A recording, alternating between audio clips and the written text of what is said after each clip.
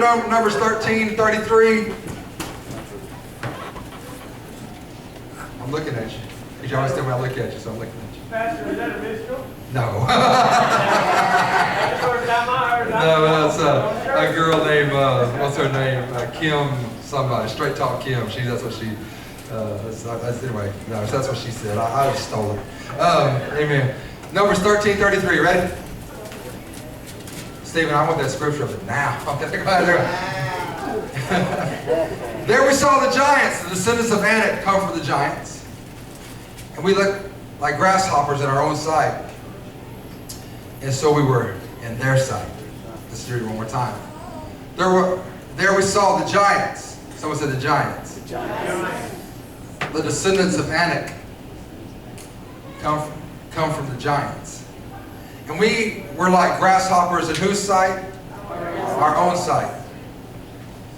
And so we were in their sight. Very familiar. I'm not going to tell you nothing you ain't heard today or before in your life, but I'm going to give you a word today.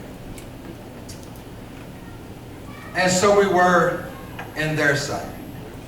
As you seem to be in your own sight, that's how the enemy sees you.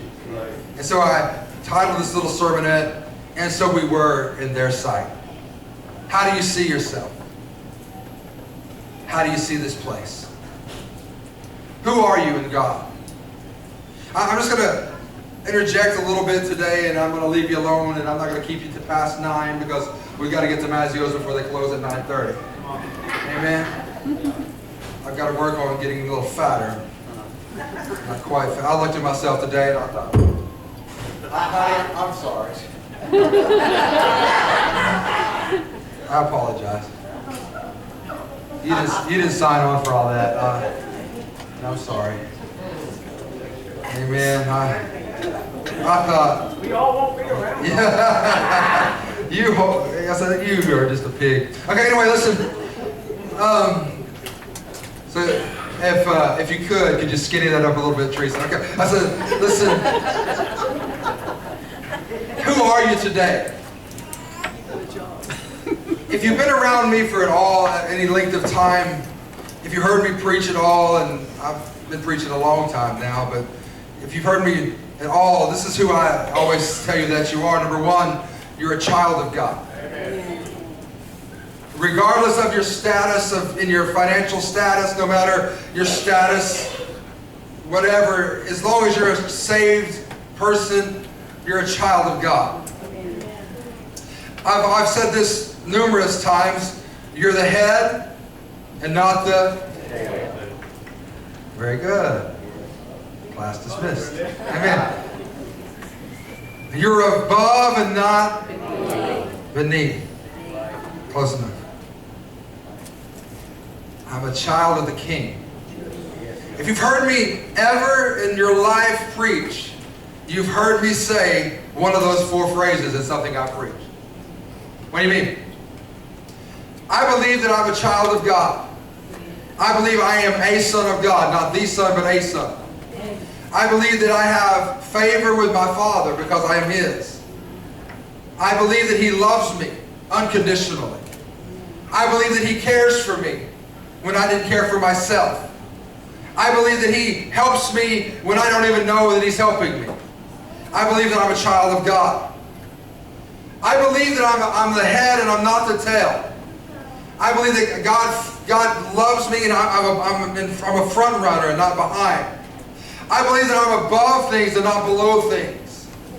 I believe, oh yes, I'm a child of the King.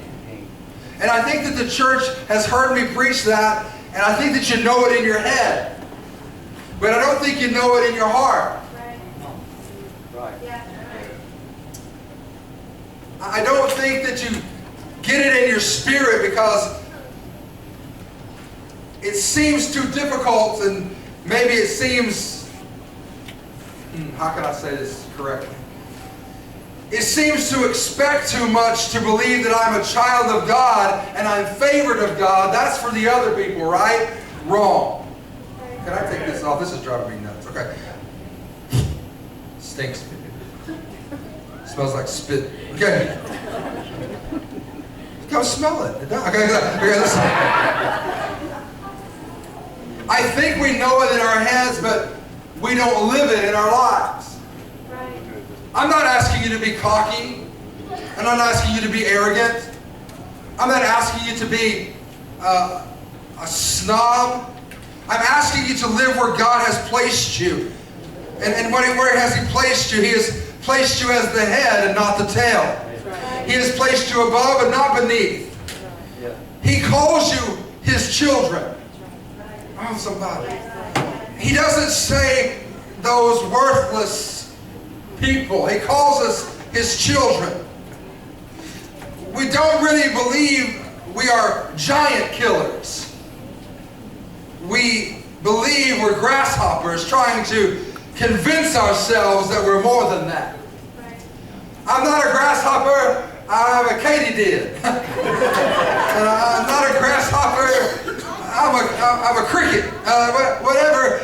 We try to convince ourselves that we're greater than a grasshopper, but we haven't really convinced ourselves that we are giant killers, because we look at the situations in our life, Brother Darrell, and we say that nobody can help me in this situation, and you are right, nobody can help you, but God can help you. Amen. God can touch you. God can change your situation. If we truly believed, nothing would stop you. Ooh, 5 people didn't, nobody was listening. That was worth the price of admission. If you truly believed that you were a giant killer, nothing would stop you. Nothing would stop you from living in the land that God has promised you. Nothing would stop you. Listen to me, I don't want you to get this confused, and I don't want you to think that God is a magic wand, and all you have to do is say abracadabra, right? And everything goes away. I didn't say that at all. What I'm saying is this, is when I'm following after God, God gives me options, and God gives me the ability to be favored, but how do you spend that favor? I'm not talking about your money either. I'm talking about what do you do with the favor of God? You still have to make decisions. You still have to make choices. You can't just simply say, well, I'm in favor of God. God's going to take care of everything. I'll just not be a good steward of my money. I'll not be a good steward of my health. I'll not be a good steward of my finance, of my house. I'll just let it fall apart. No. You still have to take care of the things that God has given you. Help me, somebody. You can't just go spend your money like a drunken sailor on shore leave and say, well, God, you're supposed to take care of my financial situation. And God's like, I don't think so. Right. I blessed you. Yeah. I gave you above and beyond. I gave you more than enough. And you spent it on something you didn't even really need. Right. Woo, Jesus, help me. Good. We know in our heads that we should live this way, but in our hearts we really don't know that. Nothing would scare you into leaving God's promise if you really believed you were a giant killer. Nothing would be greater than God's word if you really believed that you were a giant killer. Let's go back to the verse that said, we saw the giants, the descendants of Anak come from the giants, and we were like grasshoppers in our own sight. Guys, I just want to raise your vision up. I want to raise your vision up. I want you to start looking at yourself differently than what you normally look at yourself. Okay? It's so easy. I gotta walk this way because I look fat when I turn over. So,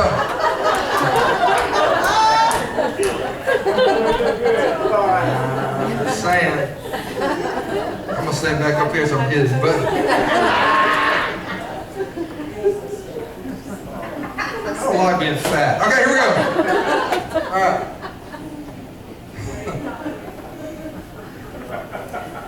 The first process of knowing there's a problem is admitting there's a problem, okay? So admitting, I have to work on this. Okay, here we go. All right. But hear me. You didn't hear anything else, just listen to me. Okay. So, I want to raise your vision higher. I don't know how many slick-haired, shiny-shoe preachers have to come through here and tell you that God has blessed you and called you. I could tell you, and you go, yeah, whatever, you're the preacher, you're supposed to say that. Somebody else will come in here and y'all fall on the floor like a bunny foo-foo and still forget, and still forget what the preacher said. Little bunny foo-foo hopping through the forest. Okay. All right, okay. And you still forget what God has said. But I want you to get into your spirit what God has truly said. I don't know how many people have walked into this church, and they're not here now, so I guess I do such a great job that they just need, a little dabble, do you? I don't know. And so, but they walk into the church and they say, man, I have never felt that. In any church I've been to, that's the catchphrase though. In any church I've been to. When I hear that, my ears go, boop, they know where you belong. They know where you belong. Why? Because that means they've been to every church. All right, okay. And so, man, I've never felt that in any church I've been to. I've been looking for a church in this town for 15 years. Okay, we've been here since 1959. Okay. You hadn't looked that hard. Okay, so I'm just letting you know. And so, it's not like we've been hidden. The cave has been open since 1959. Okay, so listen. That's what I call their entry. It looks like a cave. Anyway, so that's my thing. Okay, but listen, we hear that, but we don't believe that. We hear it, but we don't conceive it in our spirit that God could truly be using us to transform a city or transform some folks in their life. Now listen, I talked about the school teachers this morning, and they're about to go back to some craziness, okay? And they're about to go back to some craziness. And I pray for them, because it's unbelievable to me how they have to deal with some stuff that they deal with on a daily basis. And Lindsay, I use you as an example, the daycare you went to where you couldn't tell the kids no.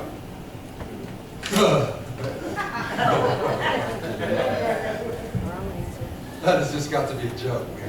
And so there's no way. And so I use you as an example that if you can do that, you can do this. And so, but sometimes we look at ourselves and we go, I can't affect change. I've never been that person. Can I share this with you? That Israel had never been that person either. Israel had been a bunch of slaves for 420 years. Israel had been in captivity and bondage. They didn't know what freedom was like. All they knew was that captivity and slavery. That's all they knew. They knew they were great brick makers.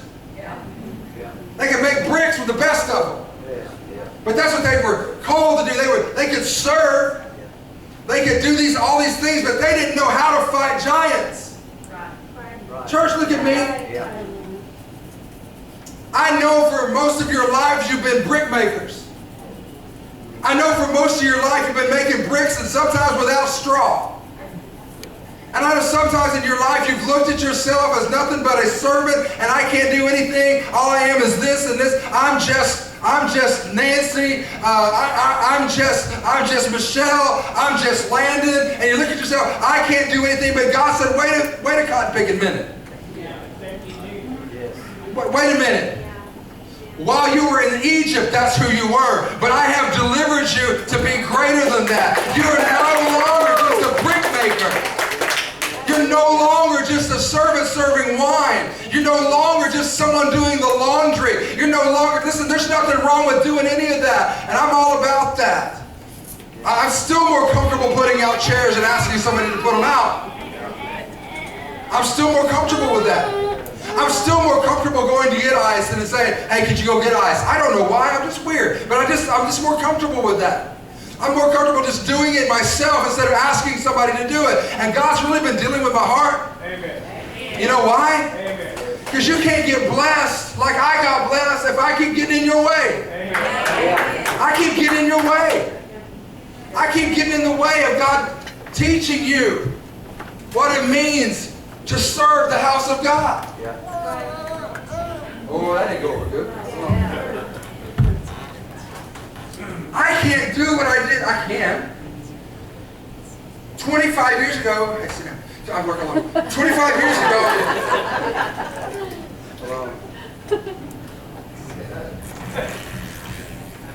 When I got in this church,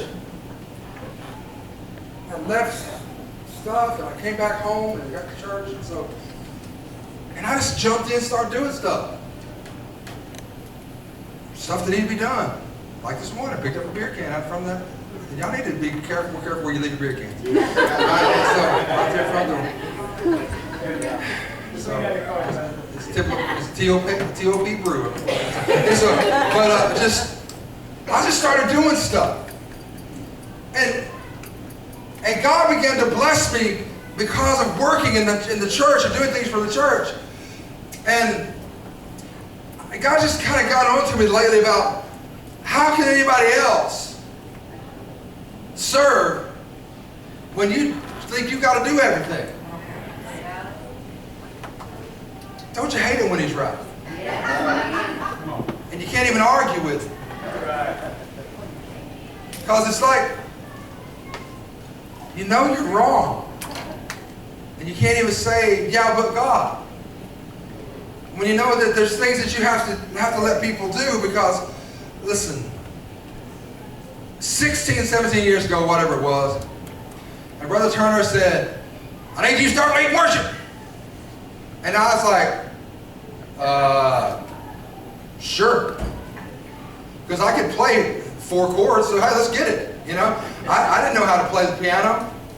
I didn't know what I was going to do. I sure didn't know how to play congregational songs. Grandma, one time she said, well, we got through it. I don't know what you played, but we got through it.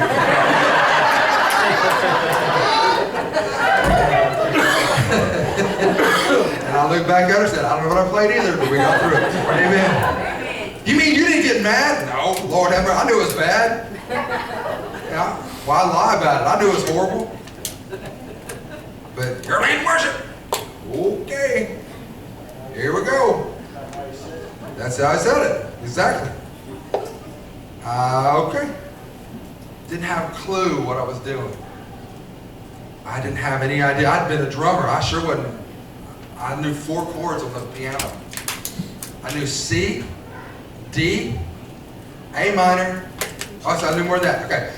I could play C, A minor, which was the minor for the chord for C, F and G, and I could play D, and that was what we did.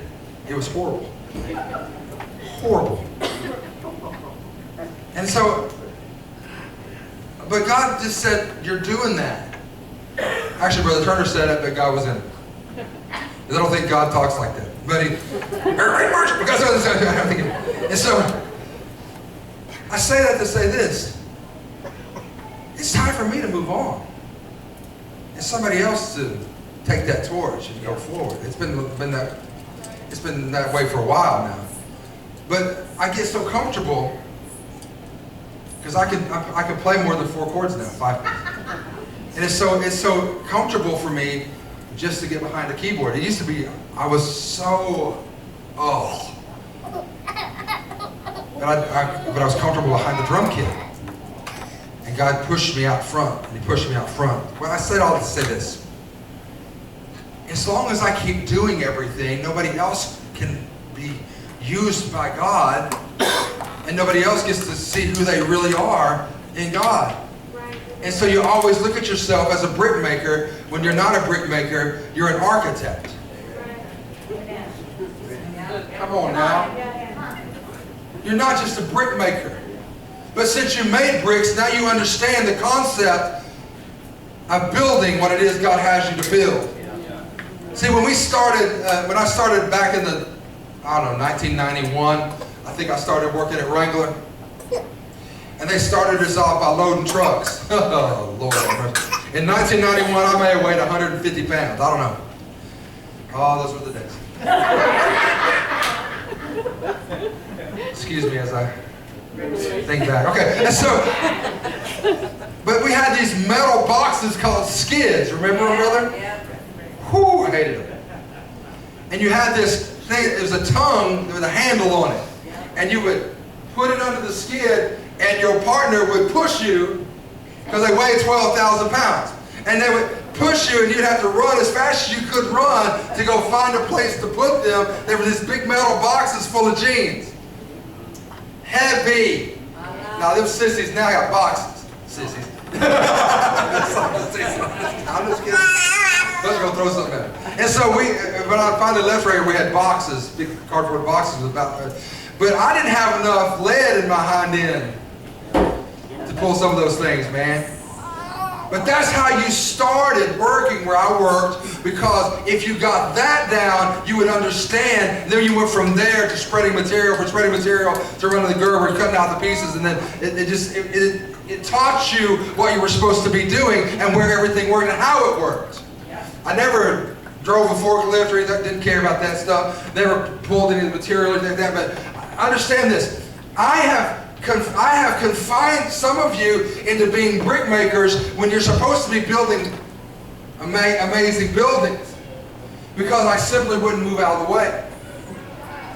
Help me, somebody. Can I preach about myself and it's okay? Yeah. I'm so mad at me right now. Listen. I'm just kidding. And so I want to share this with you. I'm moving out of the way, and you're going to have to step up. Because I'm not doing it. Well, now, Brother Jeff, I thought you were called. I am called to it. I'm called to it. But so are you. What do you mean? This is what I mean. They are just not my children that God brings into this church. I love them. They're my kids, and I call them my kids. But they are this church's kids. I about said future. But they are the church's kids. And they deserve to be treated like they're precious like they are. Even when they're little punks. They deserve to be treated not like punks, but, you know. And so, I'm going to look down. And so, listen. We as a church have to raise up our eyes. There are so many things that I believe that God has called us to do, and I need to narrow it down to about 4, and we need to start hammering on those 4 and just letting the rest of it kind of go, because we need to focus on what we're doing and who we are. Right now we do this, we have our hand in everything, but I don't think we're focused enough on what we need to get done. We've got to decide what kind of church we're going to be. Oh, somebody. I want to be the church that God's called. I want to be a church that includes people and not excludes people. I went to talk to a pastor this week, and I said, brother, I just want to know, why is there not a ministerial alliance here? We don't do anything together. We don't. Okay. I'll just let you know, we don't. Y'all looking at me like, you really don't? No, we really don't. When's the last time we had a service with another church? 1990 what? When's the last time we came together and had a baccalaureate service at somebody else's church instead of having to have it at the Jeff Johnston building? And they asked somebody 2 days before to speak at it. Just ask. When's the last time we put a united front as the churches of Seminole, Oklahoma? And this is what we believe in, and we're not going to put up with this drug mess anymore.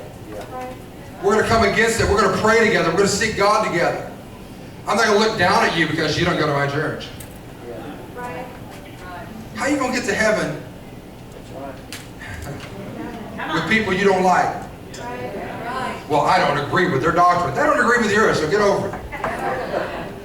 Listen, here's what I agree with. Jesus died for my sins. Here's what I agree with. Jesus is the Son of God. Died, resurrected. He is the only one that can save me for the remissions of my sin. Not the covering up, but the remission, the taking away of my sin. I got to go on. The giants, they get bigger when our words start saying that we can't do something. I can't do it. Listen, I'm going to tell you right now, and I'm going to try to get better at this, and don't get mad at me if I tell you that it stinks, okay? So listen, I'm going to try to get better at this. When I started playing piano, and I would play like this. Let's all sing I'll Fly Away, shall we?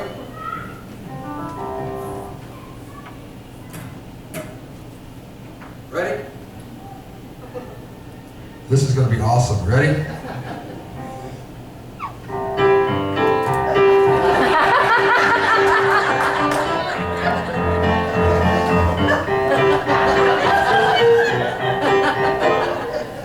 True story.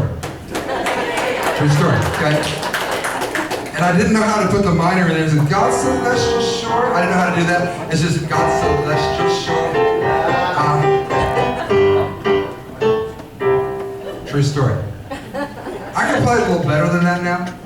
I'm not going to, but I can. Okay? But I had to transpose. I still have to transpose because I had to cheat. What does transpose mean? Transpose means this. If David sings in E flat most of the time, who sings in E flat? David Owens. Okay, and so David Owens sings in E flat. Okay, so F and G. There you go. Woo! There he is. But there you go. David used to sing almost everything in E flat though. And so how I remember that, I don't know. But anyway, but I can go to the piano and I can hit E flat, hit the transpose key, hit it E flat, and just play the chords of C, and it comes out in the chords of E flat. Because technology is awesome. I can go over here and not play a lick. Because I don't know how to, I can't play in E flat, don't know the chord progression for E flat. I can find E flat, but that's as far as it goes. So I can play one chord out of every 5. Okay? And so it's great. And so, but that's how we learn, and it was awful. Awful. I'm going to try to be better. I'm going to try to let God teach us how we need to do things, and sometimes you're not going to put the water out like I want it, and I'm going to say, hey, put the water like that. And I don't want to hear, well, you can just put the water out yourself. Don't want to hear that mess, because I will. I want you to go, oh, okay, because there's a reason I want the water that way. You know why? Because I learned how, when I was playing the piano like that, how not to play the piano like that. And so there's a reason that I need the water like this. It's not because I think that you're horrible or stupid. It's because this is the way it needs to be. Because this is the way it flows and works. Okay? Last time we had a leaders meeting, which has been 18 months ago, because I'm just slothful of that. But last time we had a leaders meeting, I told you, let us teach you how to succeed, because there's a lot of failure in this room. And everybody looked at me like, what? I know 1,000 ways to fail at something, because I have. But let me tell you what works. And let's go from there. Let's be giant killers, but let's learn from somebody who has faced some giants. Okay? I don't look at myself as a grasshopper anymore, because I've killed some giants. But don't let yourself get into this rut. Well, I'm just a grasshopper. I'm not any. I'm lonely in my sight. I can't do anything right. No. You may not know how to do it right now, but you're not a grasshopper. You're a giant killer. You just haven't learned how to kill the giants yet. And it starts by, I'll fly away. And it's how it starts. It sounds like a polka. Okay, but that's just how it starts. The giants didn't show up just when they got there. The giants were always in the land. The giants have always been in front of you. But you've avoided the giants because you never thought yourself a giant killer. You just thought yourself a grasshopper. You with me? Amen. But when you decide you're going to be a giant killer, you start looking for giants. Oh, somebody. When you finally get it into your spirit that I'm not a grasshopper, I'm a giant killer, you stop looking for leaves and start looking for giants. I got to find me a giant to kill. I just feel itchy today. How you feel today, Landon? I feel dangerous. Okay, it's dangerous, amen? It's not that he's quick, he's sudden. Okay, so just let you know. The giants didn't just show up. They were always there. The giants were in the land long before Israel ever got there. The giants were in the land when Israel was in captivity. The giants were still in the land. The Amalekites were in the south. The Hittites, the Jebusites, and the Amorites were in the mountains. And the Canaanites were by the sea. They were surrounded with giants. But nobody had ever challenged the giants. Come on, somebody. I just want to share a couple of things with you, and I'll leave you alone. We have an issue in this city. We have a drug issue in this city. We have an alcohol issue in this city. We have an abuse issue in this city. We have giants all around us. I can give you a name for every giant. I'm not going to. But we have giants in this city that nobody has challenged because we've seen ourselves as grasshoppers and not giant killers. Come on, somebody. The churches, we get together, we talk about God and how powerful God is, but we never exercise it. You got my good side there, Tracy? I was behind the pulpit. Oh, Jesus. God help me. The churches that I know, and I love our pastors in our town. I don't know everything about any of them. I don't know a lot about them. I need to know more about them. I just don't know I don't know their story. I don't know their history. I don't know anything about them. But I do know that they love God. I hope they do. If they don't, they need to quit. If it's just about the money, they need to go on and do something else. Amen. But if it's about the love of people and the love of God, and they want to do something, I don't know them, and I'll get to know them as time goes on. And I've just been a pastor here for 8 years, just lived here all my life. You think I know something about some of these guys? Don't know.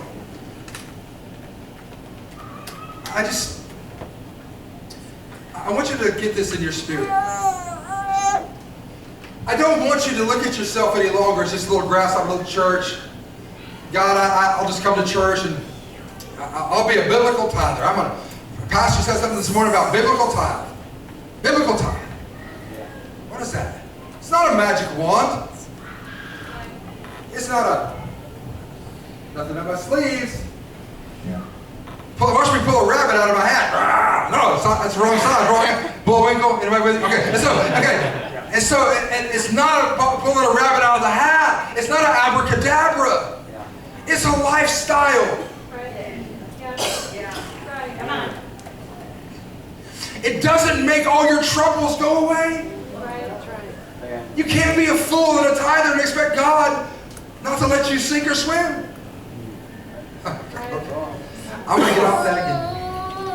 The Canaanites were about to say, okay, they were there before God ever sent Israel then. Guys, how many ever read the article 85 years ago today in the newspaper? I read it. That's my favorite thing. I read it every time. I love it. Why? Because the same problems they had then they have now. In 1934, this place was a mess. This place was a wreck, man. There was an article the other day. Some folks were at some meeting somewhere. Somebody came by and stole all the radiator caps off all the cars. You think about this? You think about it? They didn't have a hood that shut. The radiator was 1934. They were on the top. They said they stole all the radiator caps, and everybody was so upset, so up in arms. They said there was another article not too long ago about how trailers and things were being stolen, and they think it's by the drug addicts and the alcoholics. Well, that's really changed, hasn't it? 85 years ago, we had the same problems. But nobody has stepped up and said, I'm attacking that giant. I'm a giant killer. I look around my city and I drive over by Sonic because I go to Sonic every day. Thank God for the Sonic app. Can somebody just say thank you, Jesus, for the Sonic app? And so I go to the Sonic, and so I go and I drive over the streets over there that used to be the rich part of town, quote unquote. I did quotes. Okay, the rich part of town. And I drive by where Roosevelt Central used to be, and the sidewalks and the big old wide sidewalks used to be there and all that stuff. And I look at it now and go, it's just still some old beautiful houses over there. Where Heike lives is really, they have nice houses over there. Across the street from you, that house, you can tell used to be really nice across the street. Across the street has the fenced in yard.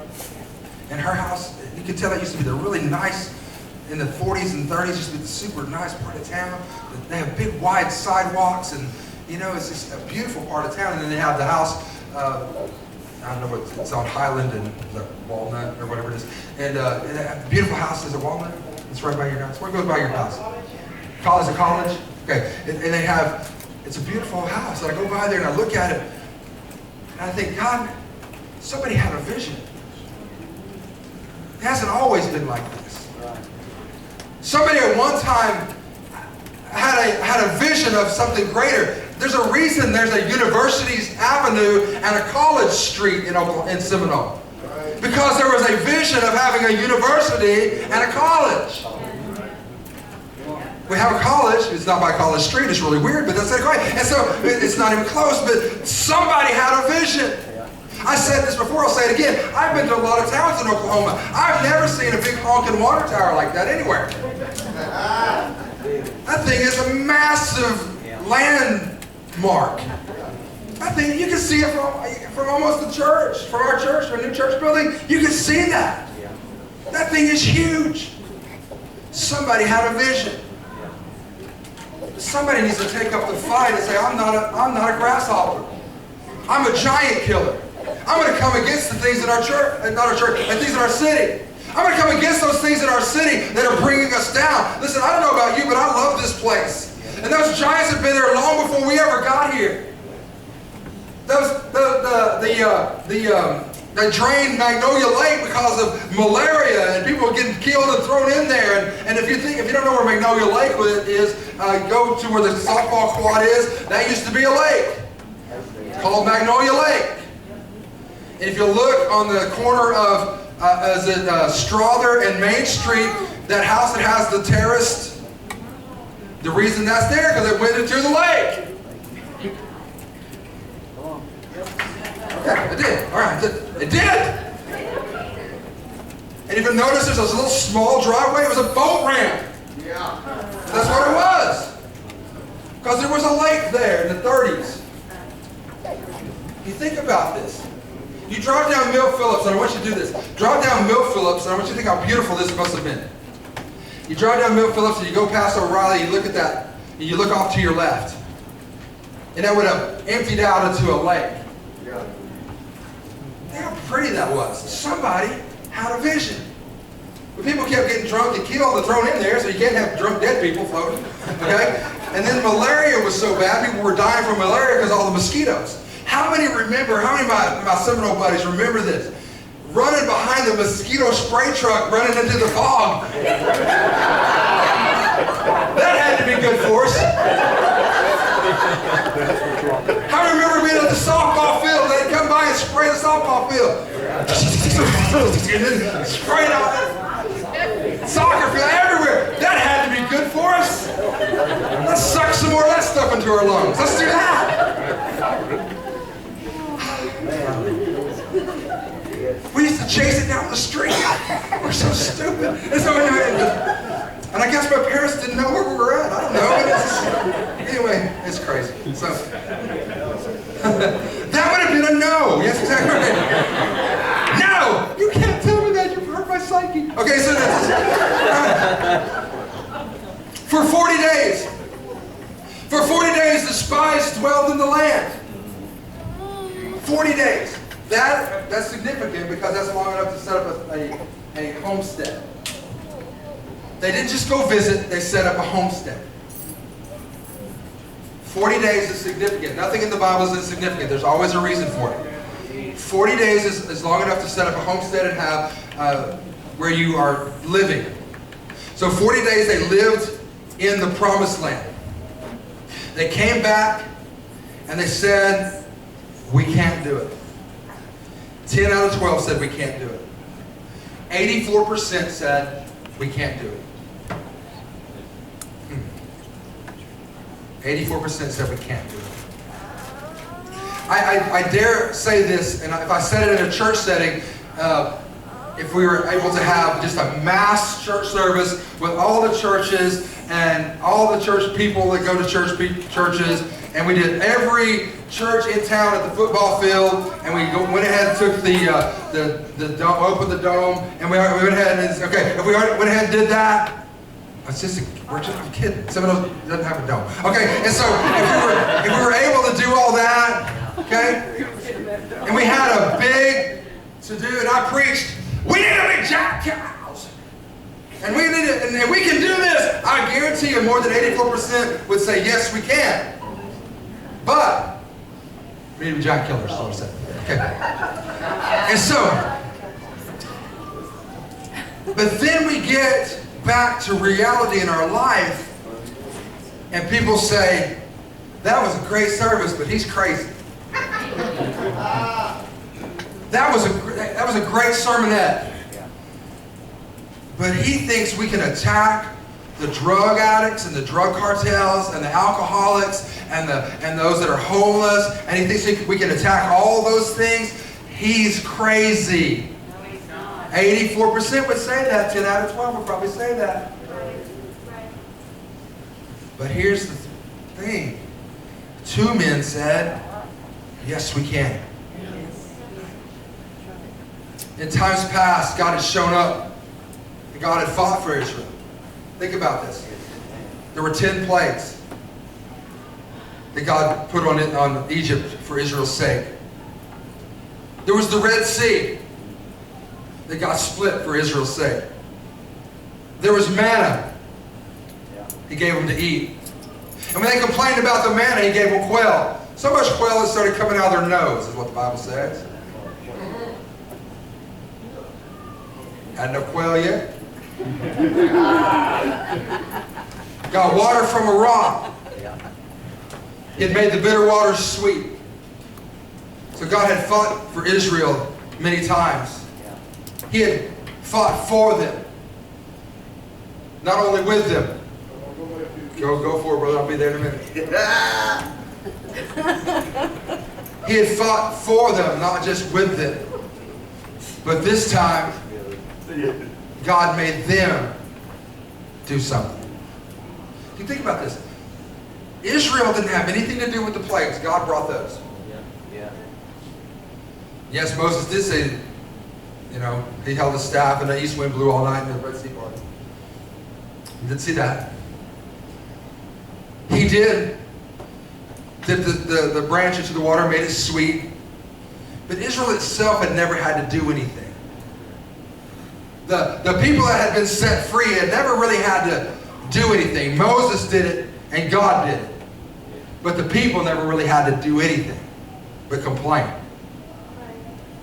This water's too sweet.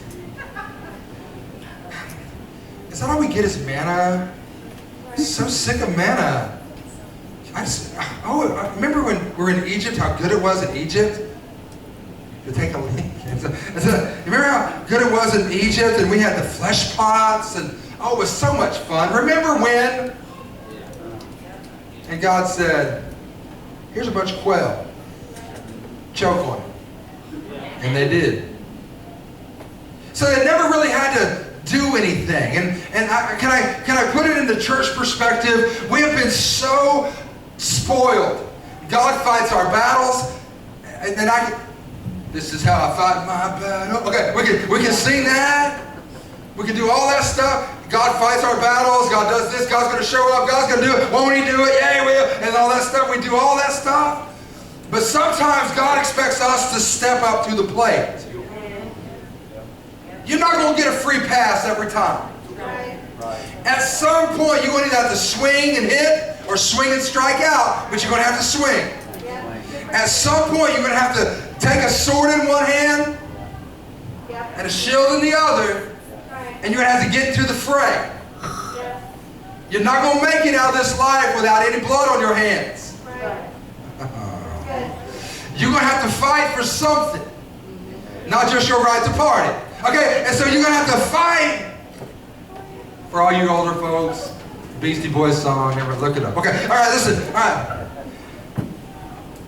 They were not only fighting for the inhabitants of the land, but they were fighting for themselves. They weren't just looking to inhabit something. They were fighting to raise their eye level of who they really are. They were trying to decide, listen, are we really grasshoppers or are we giant killers? Caleb and Joshua said we're giant killers. The other 10 said we're not, we're grasshoppers. Listen, they really wanted to get what God wanted them to have, but they had to take it from their enemies. listen, okay, I'm done. That's my third page and I'm done.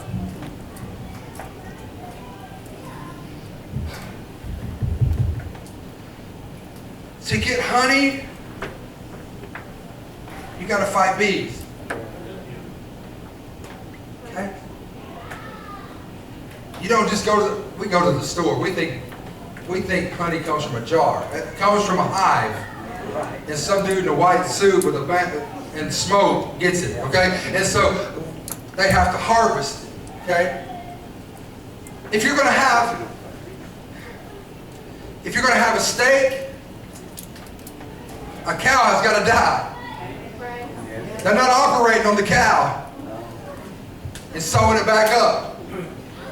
The cow has to die for a steak to be laid in front of me. Well done, if you please. I know, look at all you guys, roll your eyes. I know. I'm just, hey, can I be 12 years old? I'm going to be 12. Okay, and so I want it well done. I don't want no blood on my plate when I'm done. I ain't sopping up the blood with a biscuit. Okay, not doing it. Okay, y'all do what you do. Not this white boy. Okay, just letting you know.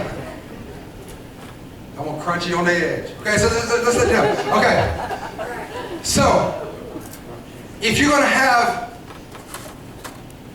what God wants you to, if you're going to have what God wants you to have, now I'm like Ricky Bobby. I don't do my hands. Okay, and so if you're going to have what God wants you to have, you're going to have to fight some stuff. Oh my God. I should have never watched it today. Should have never watched it. Okay. If you're going to have what you want from God, okay, I'm sorry. You're going to have to fight for it. God has not called me to this place to retire. I'm not here to retire.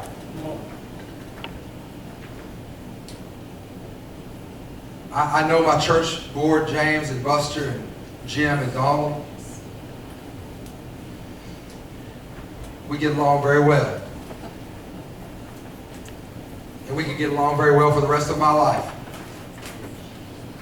And I can come here and I can milk this thing out for the next 15 years and retire. But that's not what I came to do. God did not call me to retire. He called me to this city to effect change in the city. I don't know what all that means.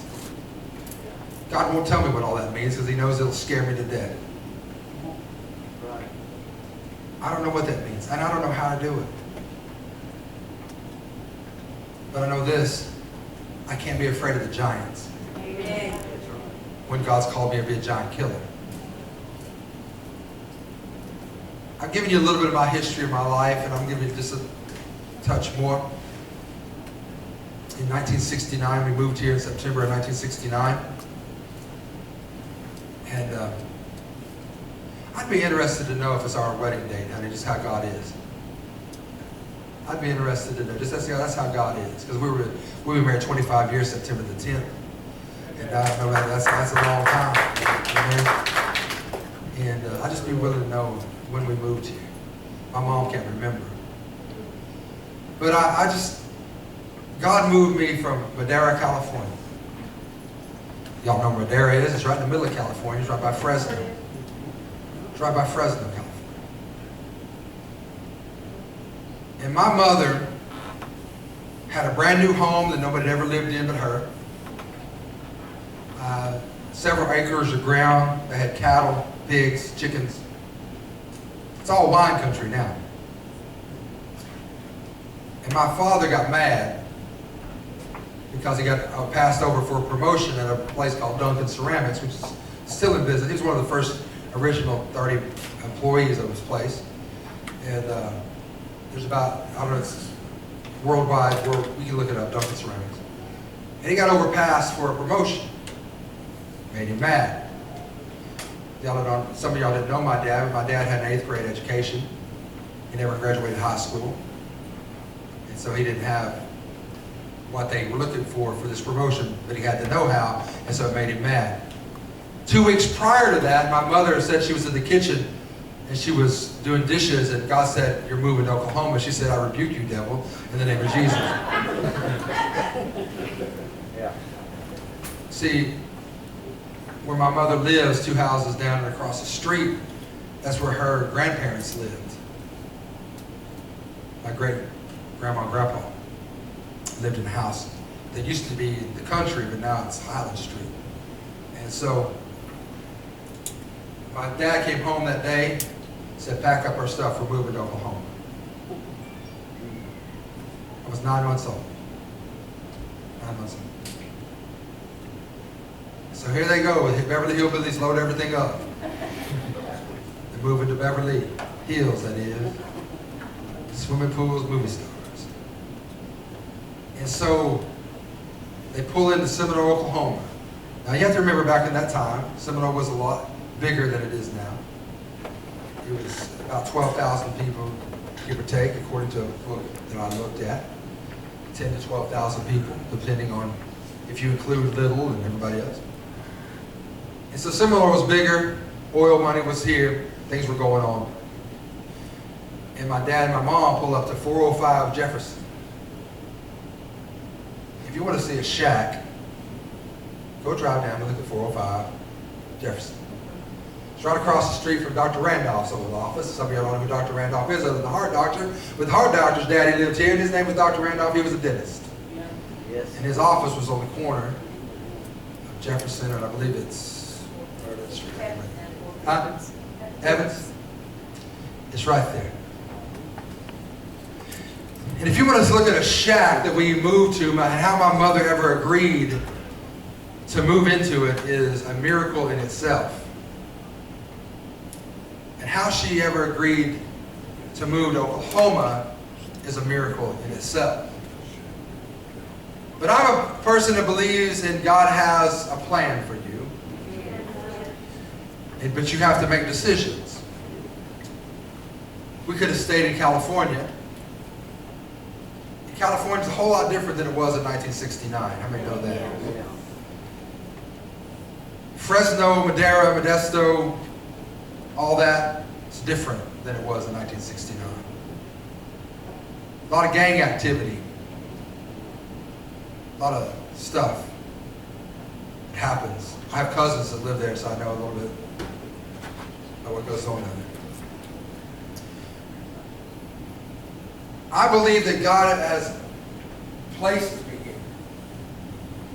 for now. I believe that God has placed me in this place where I'm at right now because there's a job to be done. And whatever God sees in me to get it done, hallelujah, whatever. But I think we need to stop looking at ourselves as how we've always looked at ourselves, as little grasshopper people. Right. Yeah. And start looking at ourselves as giant killers. Yes. Because, church, and we were like grasshoppers in our own sight, and so we were in their sight. Whose sight? The giant's sight. When you continue to look at yourself as nothing but a grasshopper, and I know, listen, I was raised Pentecost, I know, humble yourself. Right? Yeah. Come on. Yeah. Don't get too arrogant, or God will put you down. Right? Go on. Yeah. That's what I was taught. Don't ever raise yourself up because, okay, first of all, I'm not raising myself up. God is telling me who I am. Yes. Yes. I'm not arrogant to accept what God has for me. That's right. That's not arrogance. That is thankfulness that God has blessed me with this. I come at it with a thankful heart, not an arrogant heart. Who are you? I'm not a grasshopper. I am a child of the King. Amen. And as that, I am not a grasshopper in my own sight. So who do they see me as? Do they see me as a grasshopper or a child of the King? Come on. As you see yourself, your enemy sees you that way.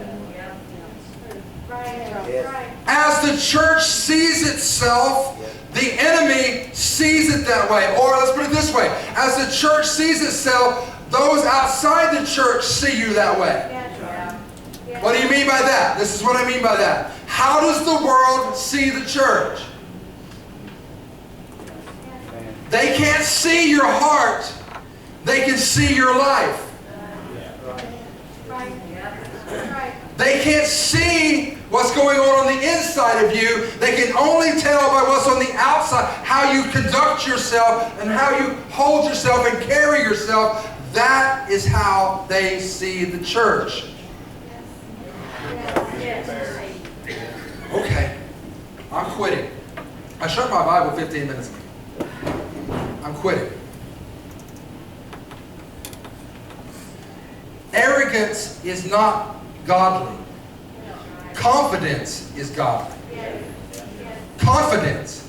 Who are you? I'm a child of the King. Now don't be weird. What do you mean don't be weird? The Bible says you're supposed to be a peculiar people. It's like weird. Don't be weird. How are you today? I am a child of the King. That's how I am. How are you? Don't do that. Don't do that. That's stupid. Don't do that. Don't do that. How are you? I'm good. And how are you? How are you? I meet a lot of people every day. Every day. I meet a lot of people. And I say, how are you guys? And I know almost everybody by name that I have to deal with. Why? It's important that you have people's names. And somebody told me the other day, and she just started working at Walmart not too long ago. And I said, how are you today? She said, I'm good. How are you? I said, I'm good. She said, you're always good. You're right. You're right. I've got a great life. I'm always good. That's my reputation with her, is I'm always good. I don't walk in and kick stuff. I'm always good. God's good to me. I'm not a grasshopper. I'm a child of the King. I'm not a grasshopper. I'm a giant killer. I'm not a grasshopper. I'm not, listen, you can't look at me, I'm not this little box anymore. I'm not that. I'm not a little Pentecostal Church of God kid at 1100 North University and one of the poor kids. That's not who I am. That's not who I am. Giant killer. Who are you? Children of the King. You're not grasshoppers. You're children of the King. I didn't say the corn, I said the King.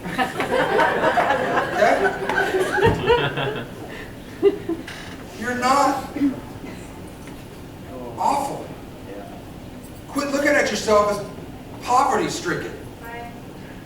Find a way to get out of it. See, I don't know, what's it going to take? What do I have to do? What does it take for you to realize that poverty is a curse? And get up out of it. I don't know if it is a curse. Why is it a curse? I'll tell you why.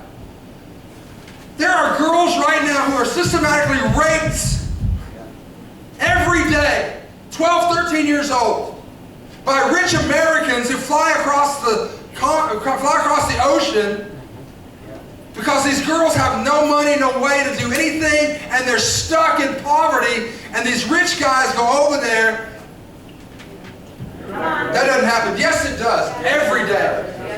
Every day. Now, you don't have to fly across the ocean anymore. It's happening in our cities right now. It's probably happening as I speak right now in this town. That's right. Come on. It is. Because they are poverty-stricken and they don't know how to get out. They don't have any hope. But some guy will pay enough money to some freak to systematically rape some 12 or 13-year-old girl. Oh, how I love Jesus. And the church goes on. Because we're grasshoppers and not giant killers. I look at myself as a grass. No, I don't. I'm a giant killer. God, put in my spirit what it is that you want me to kill. Let's go after it. Let's go kill the thing. Let's go kill it. Let's go kill it. Let's be Goliath killers. David didn't see himself as a grasshopper. He saw himself as a giant killer. I want this church to raise up his eyes at who we are and what we are. I don't want you walking around all arrogant and cocky, because I will call you out, because I know most of you. And I don't want you to forget where you came from. But you came from. I'm not there anymore. I'm here. But I came from there. Don't forget where God brought you from. Where did He bring you from? A mighty long way. That's an old song some of y'all don't know. He brought me from a mighty long way. I didn't have anything, but God has blessed me with what I have now. I don't have a whole lot now, but I got a whole lot more than I had 20 years ago. Amen? Amen. Somebody help me. Yes. I'm quitting. For the last time. Church, I love you guys, man. I love my church. I love where God has placed us, and I love what God is doing. I'm getting out the way. I want blessing to flow into your life. I want you to know what it feels like for God to do it for you, and not just shout because He did it for me. Aren't you tired of shouting for somebody else's miracle? Come on, man. Aren't you tired of shouting because somebody else got blessed? Isn't it time for you to be the blessee? From the blessor. So you can be the shouty. And you can be the shouter. I'm ready. I'm ready. I need to move. I need to get out the way. And I'm working on it. It's hard for me. Y'all pray for me. Stand your feet.